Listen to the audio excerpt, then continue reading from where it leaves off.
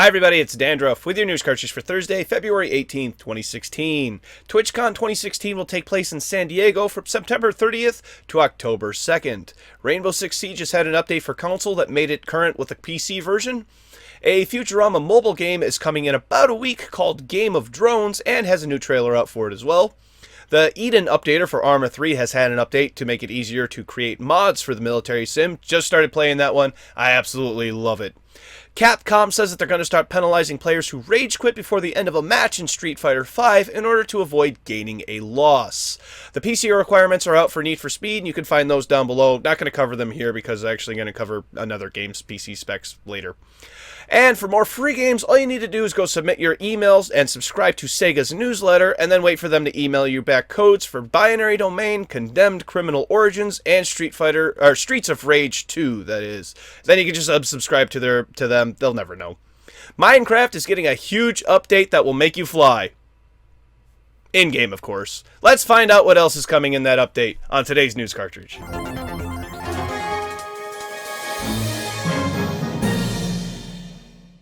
Of course, the top story today, the long-awaited 1.9 update for Minecraft is coming a week from today on February 25th. A ton of people have been asking me about this, and I am happy to finally bring you an answer. It's coming to the PC and Mac versions only for now, and when it does come to console, I will have that information for you.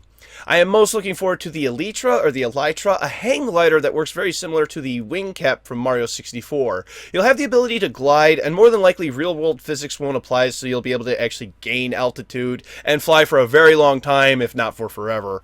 Shields will also be added, giving up players another layer of protection, and if you're tired of switching between torches and pickaxe all day long, dual wielding will be incorporated. Torch in one hand, pickaxe in the other.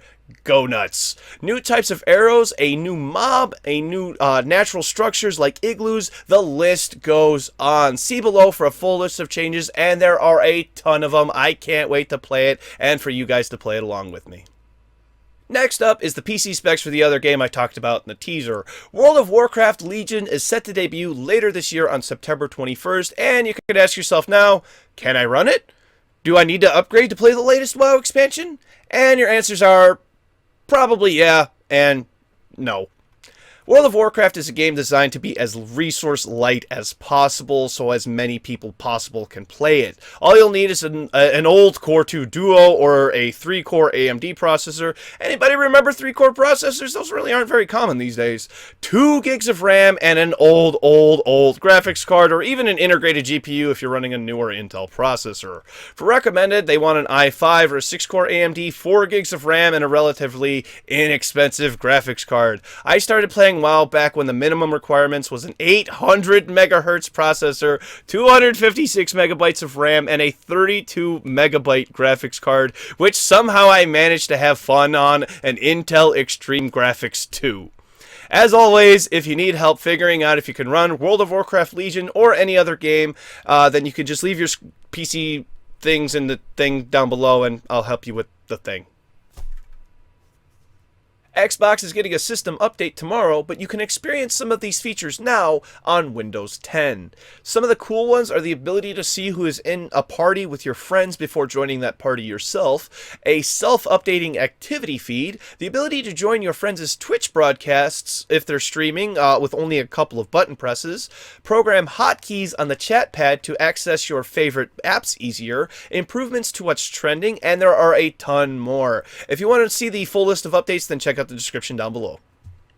To close for today, a new trailer is out for Pokkén Tournament. It shows off a bunch of Pokemon that are currently in the lineup, performing signature moves, and it looks just great. I really want this game. I can't wait for it to release next month on March 18th. But if you want to play it before it launches, then Nintendo is holding an early access competition, but I'm calling it Pokkén Tournament. Next Friday, on February 27th, 8 GameStops across the USA will hold a competition, and it's on a first-come, first-served basis. The winner goes on to compete in New York at the Nintendo store on March 17th. The locations are right here, and good luck to all of those who compete. As always, it's time for tomorrow's game releases. For PC, Mysteries of the Past, Shadow of the Daemon Collector's Edition, No One Left, The Renegades of Orion 2.0, Cyborg Rage, Mazement, Risky Rescue, Pixel Puzzles 2, Space, Unending Galaxy, Nico Para, Volume 2, and Hero Like. For Nintendo 3DS, Fire Emblem Fates, Conquest, Fire Emblem Fates, Birthright, and Fire Emblem Fates Special Edition. Thank you very much, everybody. This has been News Cartridge. I am Dandruff, and I will see you tomorrow. And what do you call 8 hobbits? A hobbite.